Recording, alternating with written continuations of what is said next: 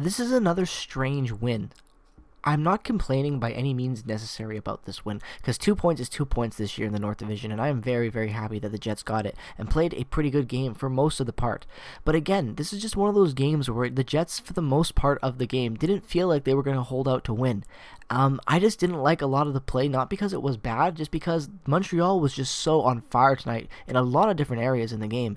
And I just really liked Montreal's play, and there were times where the Jets just couldn't look like they could get anything going. And because of that, I just felt like, this is going to be a close game, but Montreal's going to score like in that last 3 minutes of the third period. Or it's going to be one of those games, like a 1-1 tie up into the last period where the team that's been just holding on by just getting outplayed because of the team working harder, they just get played in the last dying minutes of the third because they're finally tired out, and they just get that one goal to put them over. It just felt like one of those games, one of those old-time hockey games, that just really two teams going at it and just one team dominating and just not being stopped, and being stopped by a fantastic goaltender. And that fantastic goaltender tonight, ladies and gentlemen, was Connor Hellebuyck. This could be an entire appreciation video about how grateful I am that Connor Hellebuyck is in a Winnipeg Jet uniform for the next couple of years, because he is so good. He is just proving why he was the Vezina winner last year, ladies and gentlemen. He had a fantastic game, 41 shots against, 40 saved, just looking incredible. And if Connor Hellebuyck doesn't put up the performance he put up tonight, the Jets do not win this game, not even by a landslide.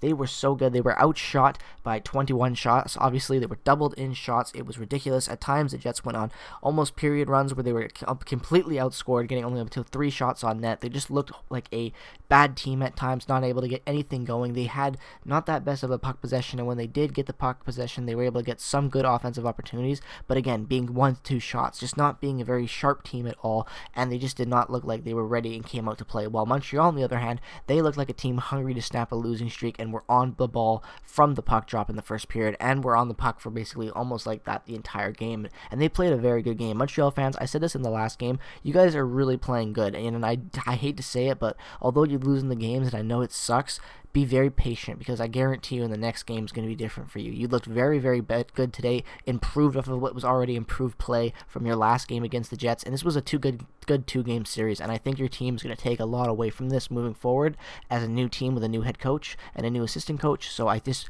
think you guys should be, happy that at least you're seeing improvement in that sense, right? It's all you could expect and want to see if you're in a losing streak, is improved play, and just although you didn't get a win, it was a close game, right? And it's just, at least you got a point. That's the other great way to look at it too. But on the Jets side of everything, I did like, at the most part, some of the Jets play, but I did have some problems again. And I don't want to go too into it because I've been harking on it a lot on this channel recently. I do have some problems with the way that there was some of the coaching and player usage this game. Nathan Beaulieu playing 24 minutes and 1 second tonight is being the second highest player ice time behind Connor Hellebuyck and obviously Josh Morrissey, but nonetheless, Josh Morrissey led the team off with us skaters in ice time, and Nathan Beaulieu was second on that list with 24 minutes and 1 second, and I just didn't think he deserved to be that high. He just, especially after the last performance he had, he's just not been very good. Paul Maurice continues to defend him. I cannot for the life of me understand why. I think Tucker Pullman or Logan Stanley at this point would be much better replacements. This isn't even me going on the Ville Heinola hype train. I'm just talking about the guys we've already seen this season. I just don't understand why they're not playing. Obviously, Tucker Pullman, I think, has an injury problem, if I'm not related. But it would be really nice to see Logan Stanley come in and replace him. I think he would be much better than what we're seeing from Nathan Beaulieu. I know he's eating minutes and he's playing some type of physical hockey, but I think if you give Logan Stanley that type of role, he could play some very good physical hockey. The guy is massive. He's a giant. Could be the next buff on our blue line off defensively with the way he throws the body around, and I think the Jets could really use that in the blue line. So I just think that the Beaulieu experiment with how playing this much ice time and shuffling him as a first pairing guy, I think it needs to be ending very soon, and we need to start playing some of the other good guys we have on the team more, because he's not a good defender, and he may be able to eat minutes and play a certain type of style that other guys don't play that well, but it doesn't mean he's a consistent good guy, and I don't think he's the right move moving forward. We definitely need to upgrade the defense. I said this before and I'll say it again.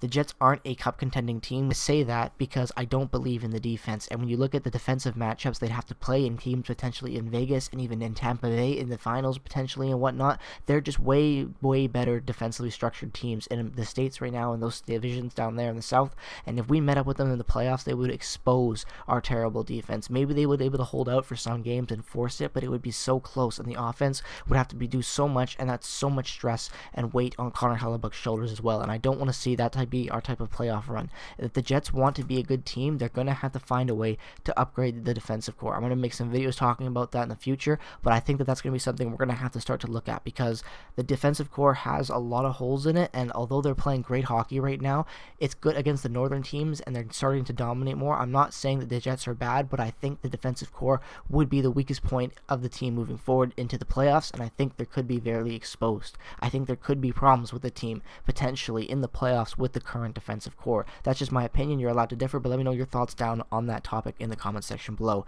Back to this game and talking about other individual performances, I did like the play, obviously, of the 2-point night in Nikolai Ehlers, getting that amazing goal off the power play, centered right to him in the NHL style type of goal, right off the face-off, top left corner, opposite side. Looked great goal, very beautiful goal. Honestly, it's just really nice to see Ehlers playing such good offensive hockey. He's been probably the best player on the team offensively for the last few games. Really like his play. His puck position has been on point. The way he's been able to corral the puck through the neutral zone, the speed obviously has been fantastic as usual as well. Very good performance from Nikolai Ehlers. Happy to see that, and just happy to see his growth continues to be one of our most dynamic forwards on the team. And he just had a really good game. And even in the overtime goal where he was shot that puck, getting it on the net, and having an opportunity for Paul Stastny to put it home, just having a really good complete game. And I really like Nikolai Ehlers' play tonight, and he just was our best offensive forward, and that's really good, because if Nikolai Ehlers continues to play this way, again, he's a kind of a secret weapon that we have, because we have that really good dynamic puck moving player.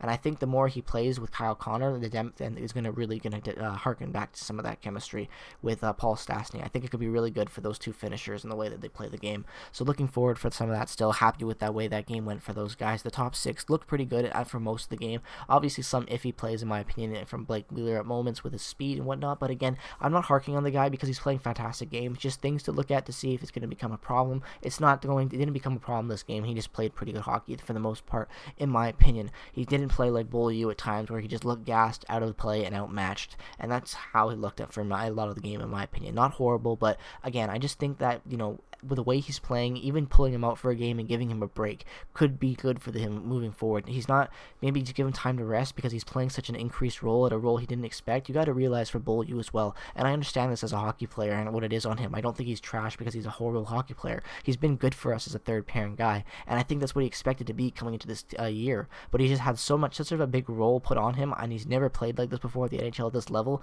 Giving the guy a break at this point maybe isn't a bad thing, and playing him consistently is more and more at 24 minutes, second highest, I think is going to be a little iffy moving forward. And that's why I'm nervous about the defense. If we wear a guy like Beaulieu out, our depth just goes, it tanks more, in my opinion. And who knows if Villahinola makes the jump or what type of player they bring in to replace him. Maybe a Joe Morrow type guy at the deadline. It really don't know what the team would look like. There's so many speculations. I just would rather see the guys well rested, and maybe playing Beaulieu that much isn't really good for the team.